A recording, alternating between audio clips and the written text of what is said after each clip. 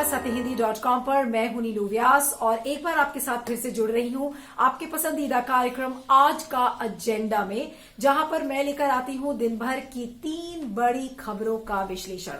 आज की जो मेरी लिस्ट है उसमें टॉप पर है अमेरिका के इलेक्शंस। जी हां, यूनाइटेड स्टेट्स में जो चुनाव हो रहे हैं वहां पर जो बाइडेन और डोनाल्ड ट्रंप के बीच एक कड़ा मुकाबला है। कौन जीतेगा अभी भी नहीं कह सकते, इसके बारे में आपको बताऊंगी। हमारी दूसरी खबर है किस तरह से मुंबई पुलिस ने जाने माने पत्रकार और रिपब्लिक टीवी के संपादक अर्नब गोस्वामी के घर में घुसकर उनको गिरफ्तार किया है। उसके बाद क्या प्रतिक्रियाएं आई हैं, उन्होंने ऐसा क्यों किया, इन सारी खबरों के डिटेल्स आपको बताऊंगी। और तीसरी खबर, आपको याद होगा कि मथुरा के एक मंदिर में नमाज पढ़ने के बाद आज एक ईदगाह में हनुमान चालीसा पढ़ने का मामला सामने आया है। इसके क्या मायने लगाएं, ऐसा क्यों हुआ, इन सारी खबरों को आपको एक एक करके बताएंगे। लेकिन शुरुआत करते हैं हमारी आज की पहली बड़ी खबर से।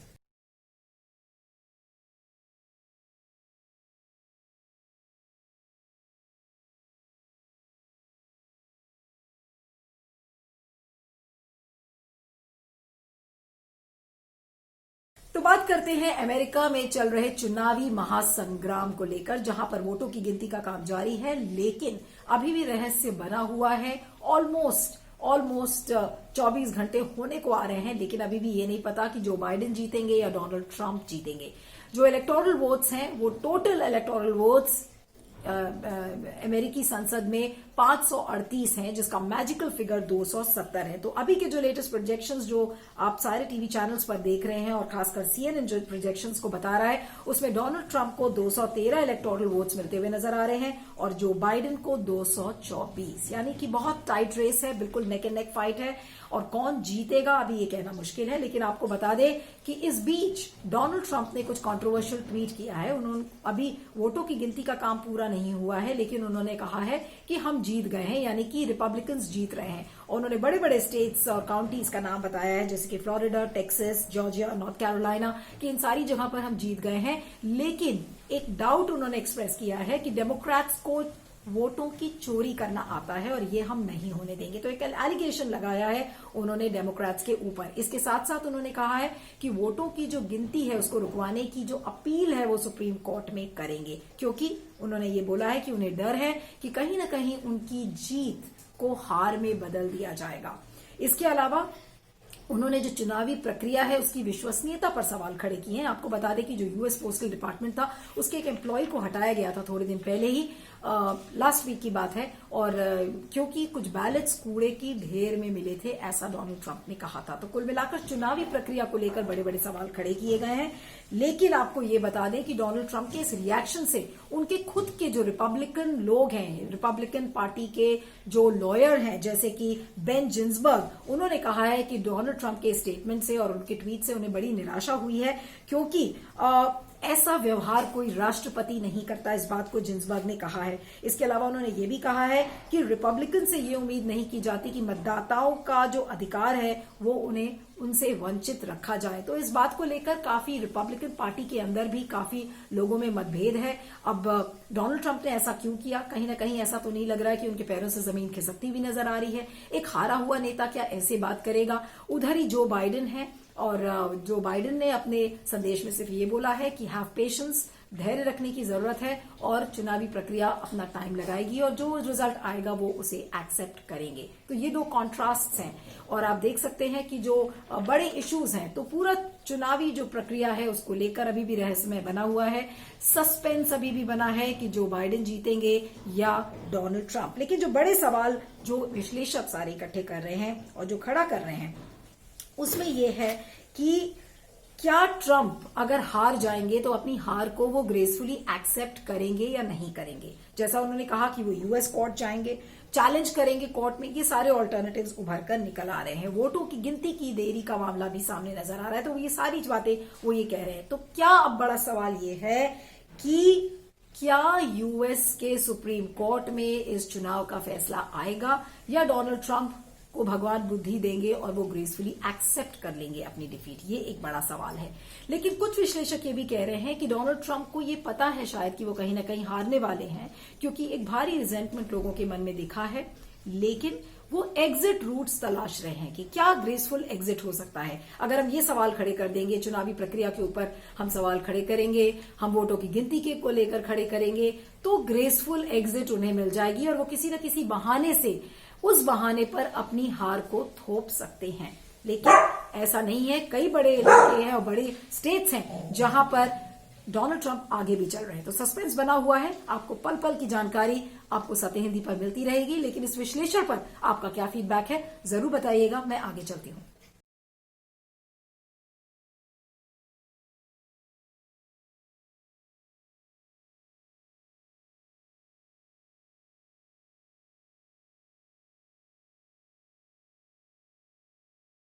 हमारी दूसरी खबर रिपब्लिक टीवी के संपादक अर्नब गोस्वामी के गिरफ्तार होने से जुड़ी हुई है। जी हां, अर्नब गोस्वामी स्वामी के घर पर मुंबई पुलिस ने घुसकर उनको गिरफ्तार कर लिया, जिसके बाद उनकी पत्नी, उनके बच्चे, अर्नब गोस्वामी का यह कहना है कि उनको फिजिकली असॉल्ट किया है। अब आपको बता दें कि अर्नब गोस्वामी और मुंबई पुलिस के बीच में जिस तरीके का शीत युद्ध चल रहा है, और खासकर जो मुंबई पुलिस के चीफ है परमवीर सिंह और उद्धव ठाकरे के और अर्नब गोस्वामी, ये तीन जो बिंदु हैं, इनके बीच में एक तरीके का जो शीत युद्ध है आज एक तरीके से वो भड़क उठा है।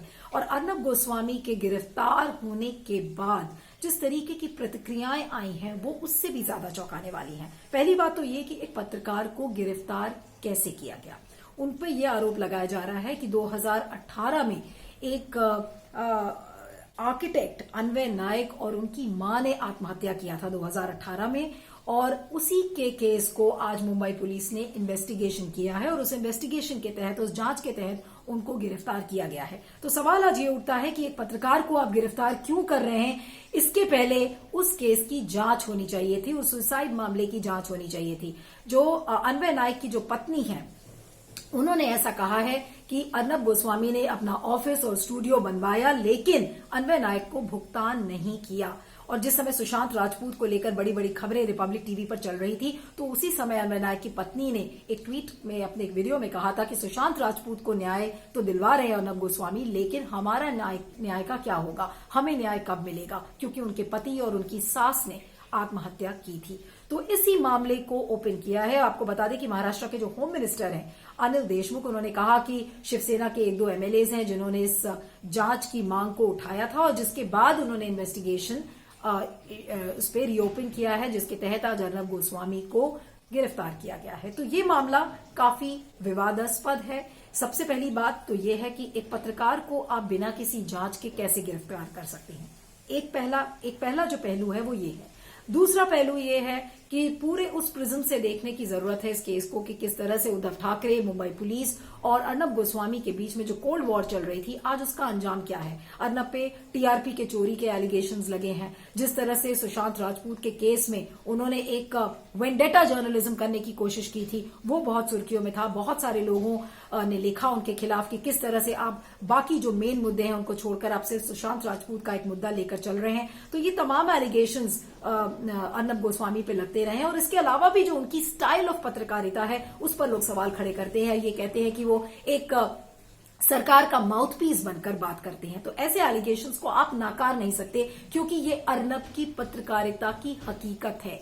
लोग उन्हें पसंद नहीं करते, लेकिन ऐसा बहुत भारी तबका है जो उन्हें पसंद भी करता है, उनके जर्नलिज्म को पसंद करता है। लेकिन आज सवाल उनकी गिरफ्तारी का है कि उन्हें क्यों गिरफ्तार किया गया। उन्हें गिरफ्तार करना क्या सही है या गलत है, आज उस पर सवाल टिका हुआ है। लेकिन आपको जो सबसे हास्यपद जो चीज लगती है और काफी चौंकाती भी है कि आज हम ये सारे एलिगेशंस लगाते हैं कि अर्नब गोस्वामी सरकार के नुमाइंदे हैं, सरकार का माउथपीस है। तो आज जब अर्नब गोस्वामी गिरफ्तार हुए तो उसके बाद जितने भी मंत्री हैं बीजेपी के, अमित शाह, प्रकाश जावड़ेकर, रविशंकर प्रसाद, स्मृति ईरानी, सबने उनके समर्थन में ट्वीट किया है। और अब आपको अगर एक एक करके बताऊं तो सबने ज्यादातर यही बोला है कि ये प्रेस की आजादी का उल्लंघन है और ये इमरजेंसी की याद दिलाता है। जिस तरह से इंदिरा गांधी के टाइम में पत्रकारों को गिरफ्तार किया गया था, ये वही ईरा की याद दिलाता है, ऐसा बीजेपी के सारे मंत्रियों ने कहा है। तो इसका आप क्या जवाब देंगे। सही बात तो ये है कि अर्नब गोस्वामी जब गिरफ्तार होते हैं तो उनके समर्थन में बीजेपी के सारे मंत्री ट्वीट करते हैं और कहते हैं उन्हें इमरजेंसी की याद आ गई।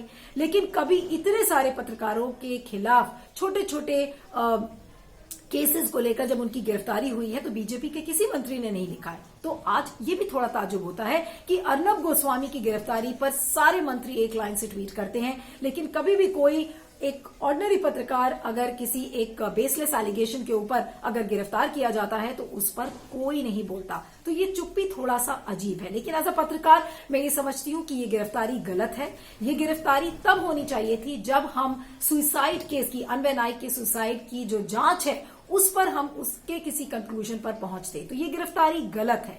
लेकिन जो बेसिस है, जिस तरीके का माहौल अर्नब ने बनाया है, तो that environment has forced the journalist also to keep quiet. आपको ये बता दें कि एडिटर्स गिल्ड ने अपने एक स्टेटमेंट में कहा है कि नहीं, ये गिरफ्तारी गलत है। लेकिन एक बहुत भारी तबका है जो आज जर्नलिस्ट का ये सोचता है कि आज अर्नब अपने ही स्टाइल ऑफ पत्रकारिता के शिकार हो गए हैं, क्योंकि वो वेंडेटा जर्नलिज्म करते थे, बदले की भावना से राजनीति करते, जो पत्रकारिता करते थे, एक एजेंडा बेस्ड जर्नलिज्म करते थे, जिसका खामियाजा आज वो भुगत रहे हैं। क्योंकि वेंडेटा पॉलिटिक्स से अर्नब गोस्वामी काफी वाकिफ है, वेंडेटा जर्नलिज्म से काफी वाकिफ है। तो आज जब गेंद उनके पाले में पड़ी है तो आज उनको भुगतना पड़ रहा है।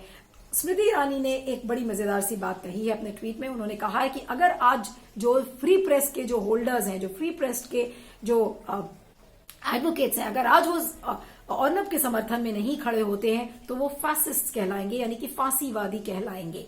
तो क्या ये कहना सही है? अर्नब की स्टाइल से बहुत लोग इत्तेफाक नहीं रखते, अर्नब की स्टाइल बहुत लोगों को पसंद नहीं आती है, और अगर आज वो लोग चुप हैं तो वो क्या है? वो फांसीवादी हो जाएंगे। तो इस तरीके के जो ट्वीट्स आते हैं तो बहुत सारे लोग चुप हो जाते हैं कि क्यों बोले। अर्नब की पत्रकारिता ऐसी है कि उसे बहुत लोग पसंद करते हैं, एक लव हेट रिलेशनशिप है। There are many people who love his journalism, there are many people who hate him, but the point is that his arrest is not justified, at least not justified without investigating into Anvay नाइक्स suicide case. तो आज बड़ा मुद्दा ये है। लेकिन जो Mumbai police और उनके बीच में, उद्धव ठाकरे और अर्नब गोस्वामी के बीच में जो शीत युद्ध चल रहा है, उसका आज पहला चैप्टर एक तरीके से समाप्त हो गया है। अब किस तरीके से अर्नब गोस्वामी से पूछताछ की जाएगी, बदले की भावना से करेगी, क्योंकि बहुत सारे लोग इस बात को भी कह रहे हैं कि जो उद्धव ठाकरे की सरकार है वो मुंबई पुलिस को अपना एक हथियार बनाकर अर्नब के खिलाफ उनको अनलीश कर रही है। तो ये भी सही नहीं है। कोई भी सरकार हो, चाहे केंद्र सरकार हो, चाहे उद्धव ठाकरे की महाराष्ट्र सरकार हो, वो एक इन्वेस्टिगेटिव एजेंसी या पुलिस आर्म को अपना एक अंग बनाकर और उसको एक वेपन के तौर पर इस्तेमाल नहीं करते हैं। तो ये तमाम एलिगेशंस ये लग रहे हैं। लेकिन एज अ पत्रकार आज मैं सोचती हूं कि जो अर्नब की गिरफ्तारी है वो गलत है। अपने आप में गलत इसलिए है क्योंकि सुसाइड केस, जिस केस के बिना पे आप उनको गिरफ्तार कर रहे थे, उसकी जांच आप नहीं कर रहे हैं और सीधा आपने गिरफ्तार उन्हें कर लिया है। तो ये गलत है। लेकिन जो बदले की भावना से आपने गिरफ्तारी की है वो भी गलत है। लेकिन अर्नब को मैं सही नहीं ठहराती हूं, क्योंकि अर्नब अपनी ही स्टाइल ऑफ पत्रकारिता के आज शिकार हो गए हैं। तो ऐसा मुमकिन है कि बहुत सारे जर्नलिस्ट आज ये भी सोच रहे होंगे कि क्या फायदा अर्नब के सपोर्ट में बोलना, ये उन्हीं का स्टाइल था, आज वो खुद ही भुगते, हम सब क्यों बीच में पड़े। तो ऐसा भी मानना है। But as a journalist I feel that it is not justified arresting a journalist without investigating into the case on the allegations of which you have arrested him. तो इस पूरी स्टोरी पर आपका क्या फीडबैक है? क्योंकि ट्विटर पर पूरा हंगामा इस समय है अर्नब की गिरफ्तारी को लेकर। आई सपोर्ट अर्नब, इस तरीके का हैशटैग इस समय पॉपुलर है। तो इस पर आपका क्या फीडबैक है जरूर बताइएगा, क्योंकि सत्य हिंदी एक निष्पक्ष पत्रकारिता करता है, सच बोलता है। इसलिए मैंने आपको बेबाक जो मैं सोचती थी अर्नब की स्टोरी के बारे में वो आपको विश्लेषण दिया है। इसके बारे में आपकी राय जरूर जानना चाहूंगी, फीडबैक जरूर दीजिएगा। मैं आगे चलती हूं।